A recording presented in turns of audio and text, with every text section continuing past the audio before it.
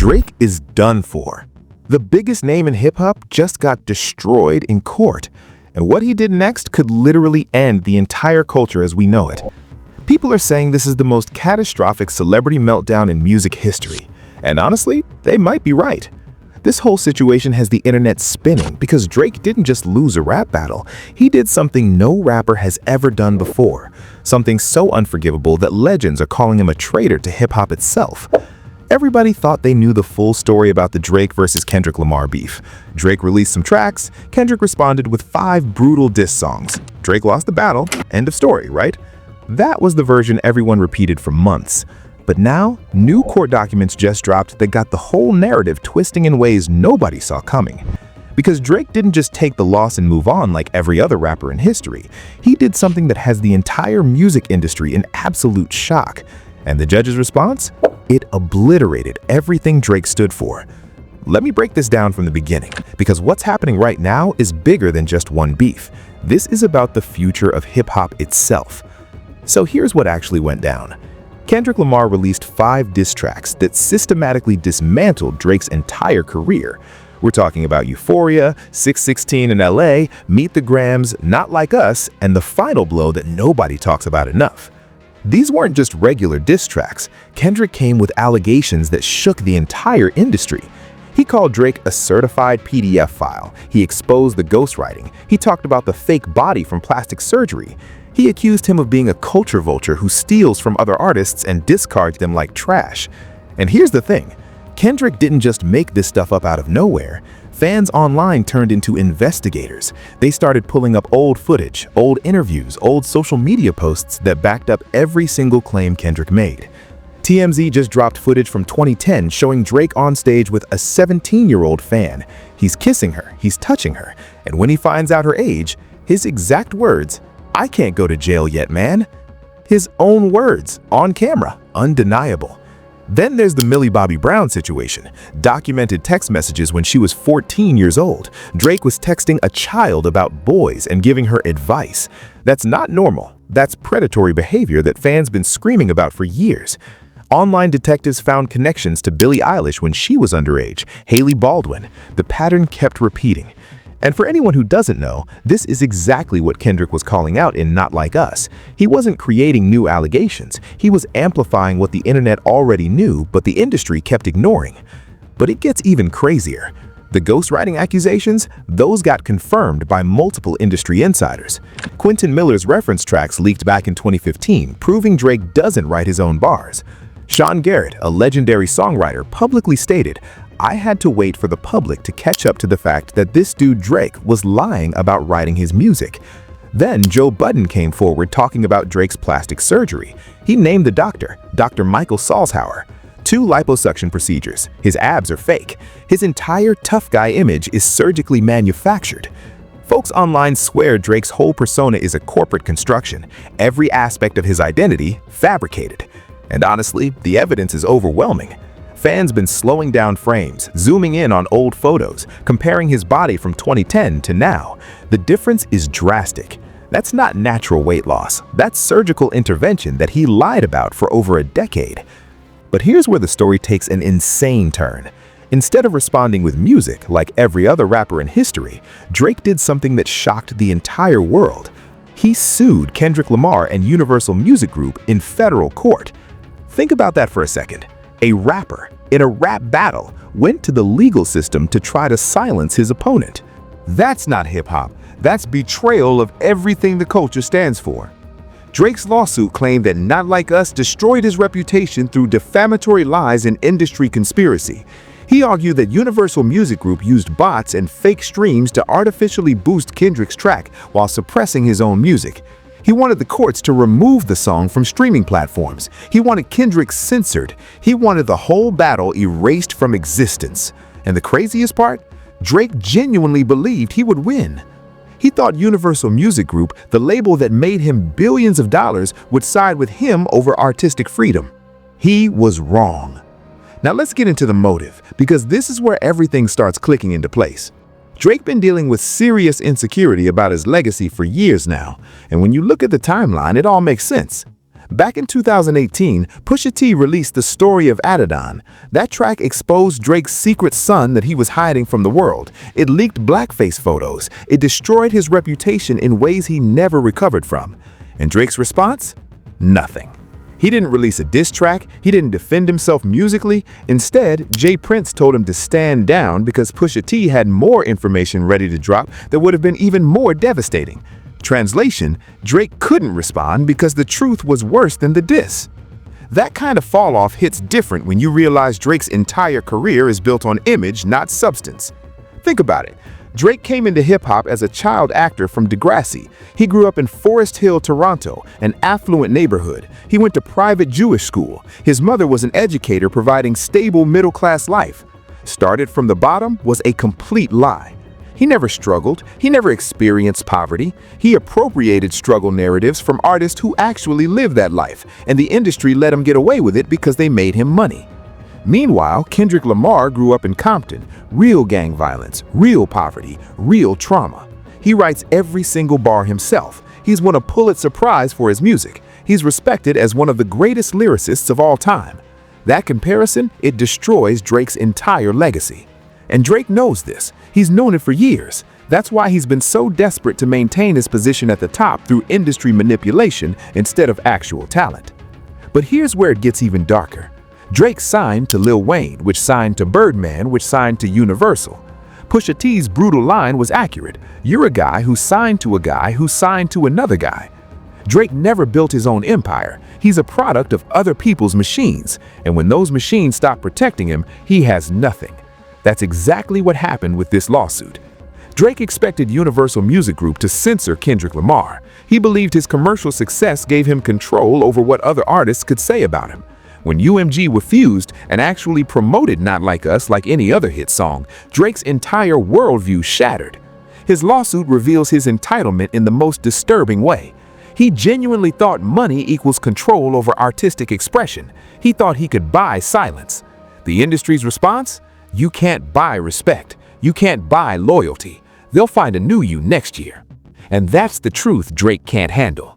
Put all that together, the insecurity, the fake origin story, the ghostwriting, the plastic surgery, the pattern of inappropriate behavior with minors, the culture vulturing. It looks like the perfect recipe for a desperate man who would do anything to protect his crumbling image, even if it means destroying hip-hop itself. And it gets worse for him. The judge's ruling was brutal. Absolutely devastating. The court ruled that Kendrick's lyrics were opinion in the context of a rap battle, and that Drake willingly participated in this conflict. The judge essentially told Drake, you can't start a war, lose, and then cry to the courts about it. You invited this. You engaged in this battle. You released tailor-made freestyle using AI-generated Tupac and Snoop Dogg vocals to mock Kendrick and his label. You don't get to weaponize the legal system when you lose. That ruling should have been the end of it, but Drake's response? He appealed in January 2026. He's refusing to let go. He's desperately clinging to a lawsuit that legal experts universally say has zero chance of success. Why? Because this isn't about winning anymore. This is about revenge.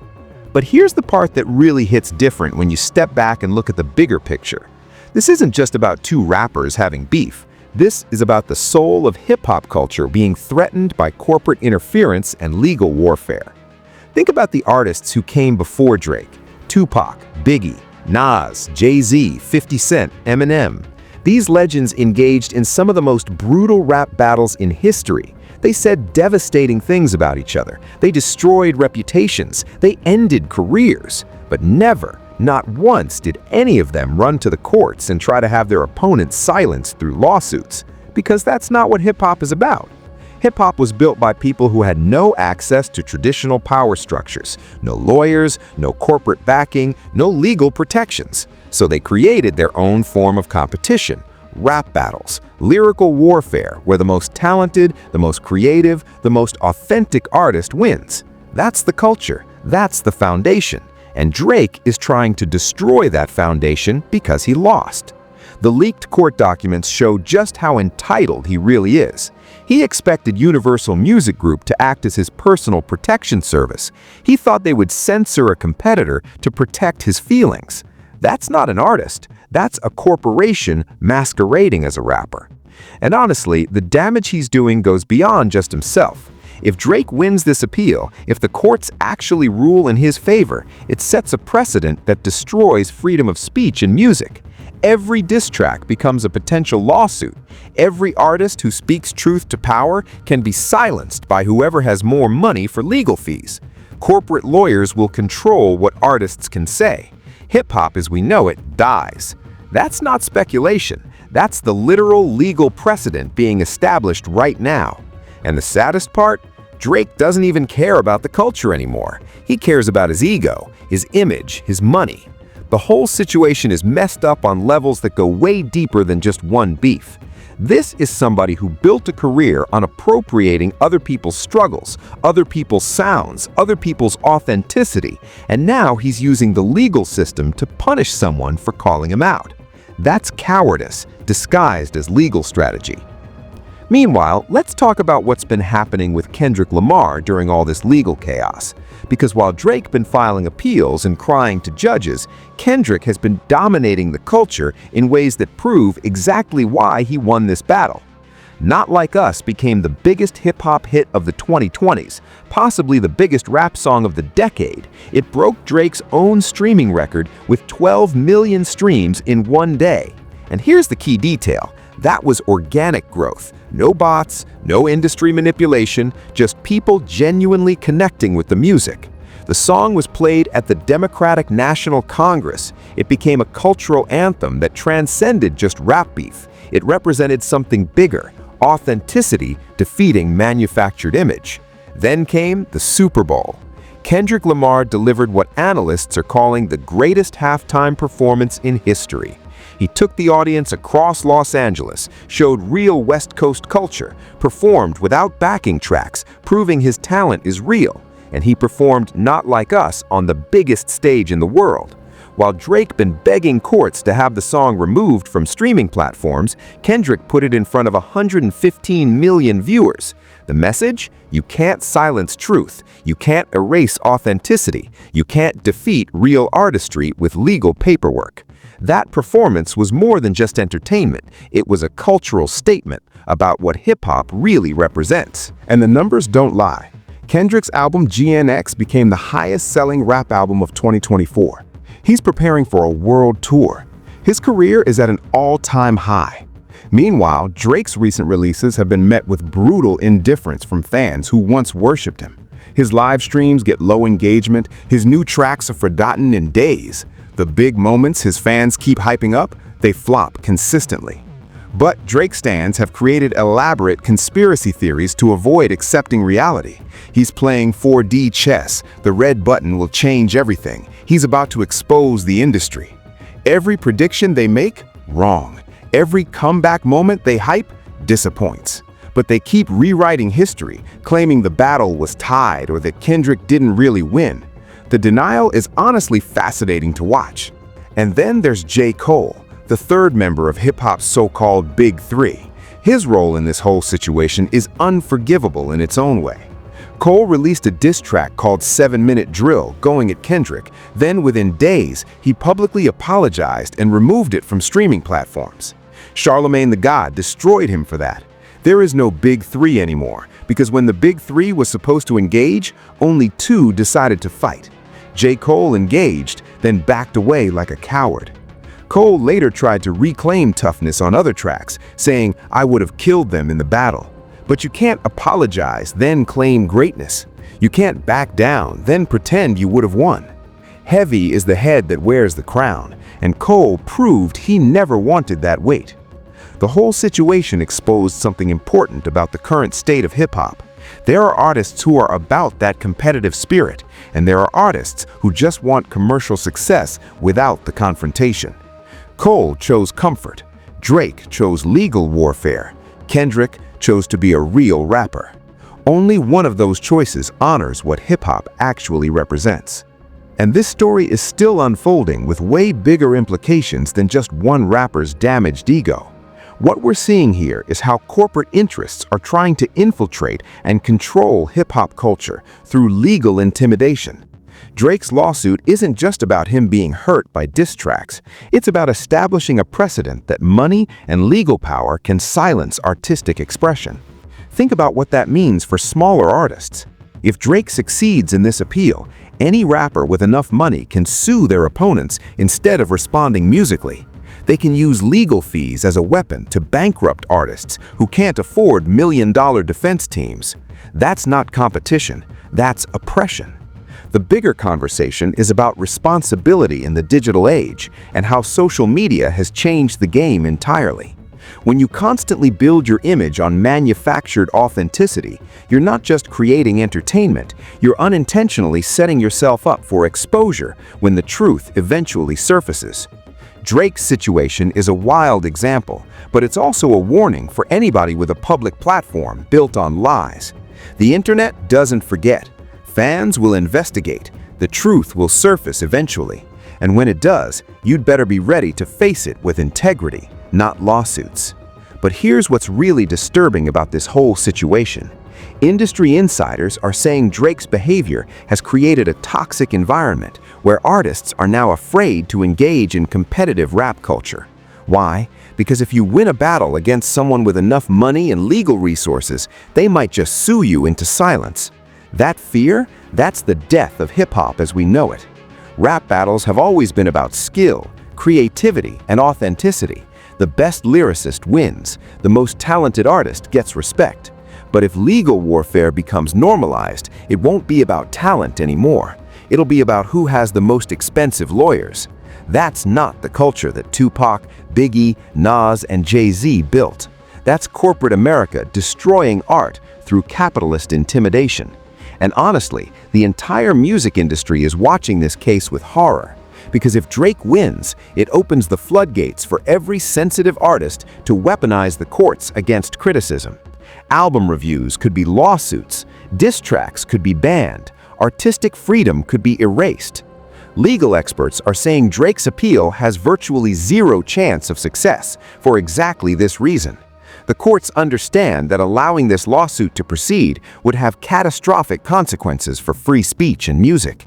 But here's the dark part that nobody's really talking about. Drake actually doesn't need to win the lawsuit. The lawsuit itself is the weapon. It creates doubt, it rewrites the narrative. It makes people question whether Kendrick's victory was legitimate. And for Drake's hardcore fans who are already in denial, the lawsuit gives them something to cling to. See, Drake's fighting back. This proves Kendrick lied, even though that's not what the lawsuit proves at all. It's a psychological manipulation tactic disguised as legal strategy, and it's working on a certain segment of his fan base who refuse to accept reality. So what happens next? That's the question everybody's asking. Drake's appeal is scheduled for hearings throughout 2026. Legal experts universally agree he's going to lose every aspect of this case, but the damage is already done to his legacy. When this is all over, Drake won't be remembered as the greatest rapper of his generation. He'll be remembered as the artist who betrayed hip-hop culture by weaponizing courts against competition. His legacy? The man who tried to destroy freedom of speech in music because he couldn't handle losing a battle he started. And Kendrick? He'll be immortalized as the artist who saved hip-hop from corporate takeover and fake artistry. That's the historical record being written right now in real time. But here's the ultimate irony that makes this whole situation even more devastating for Drake. Every time he mentions the lawsuit or tries to fight back, Not Like Us surges back up the charts. He's trapped in a cycle where his own desperation amplifies the song that destroyed him. Kendrick doesn't even have to do anything anymore. Drake is destroying himself, while Kendrick just watches from a position of complete cultural dominance. Reports are saying Drake's team is panicking behind the scenes. They know the appeal is going to fail. They know his reputation is permanently damaged. They know the culture has turned against him. But Drake's ego won't let him accept defeat gracefully. So he keeps fighting, keeps filing legal motions, keeps trying to rewrite history through courts instead of music. And every single action he takes just proves Kendrick's point even more. Not Like Us wasn't just a diss track, it was a prophecy about exactly what would happen when Drake's manufactured image finally collapsed. The song predicted he would run to industry power instead of responding as a real artist, and that's exactly what happened. Kendrick saw through him completely, called it before it happened, and Drake walked right into the trap by doing exactly what Kendrick said he would do. That's not just winning a rap battle, that's psychological warfare at the highest level. And honestly, the most disturbing part is how Drake's own words keep condemning him. On that 2010 concert video, "I can't go to jail yet, man," his own admission of inappropriate behavior. On Tailor-Made Freestyle, he invited Kendrick to call him out using AI-generated Tupac. In his lawsuit, he admits he expected special treatment to silence competitors. Every piece of evidence used against him, he provided it himself. This isn't Kendrick destroying Drake, it's Drake destroying himself while Kendrick holds up the mirror. And the culture is watching in real time as one of the biggest artists of the 2010s completely collapses under the weight of his own lies and insecurities. Stay locked in, because this story is about to get even crazier as we move through 2026. More court documents are dropping. More details are surfacing about Drake's behind-the-scenes behavior, and reports say he's already planning his next legal move, even though every expert says it's pointless. The man cannot accept reality, and that's going to be his ultimate downfall. So drop your thoughts in the comments. Do you think Drake can ever recover from this? Or is his legacy permanently destroyed by his decision to weaponize courts against hip-hop culture? And do you think Kendrick Lamar is now the undisputed greatest rapper of this generation after completely dismantling Drake both musically and culturally? Let me know what you think, because this conversation is far from over. Make sure you like this video, hit subscribe, and turn on notifications so you don't miss a single update, because we're covering every twist that comes out of this historic collapse. I appreciate you for rocking with me through this deep dive into what might be the most important moment in modern hip-hop history. And I'll see you in the next one, where we'll break down the next phase of this legal battle and what it means for the future of the entire music industry. Stay safe out there, and remember, authenticity always wins in the end. You can manufacture an image for a while, but eventually the truth surfaces. And when it does, you better be ready to face it with integrity instead of lawsuits. Peace.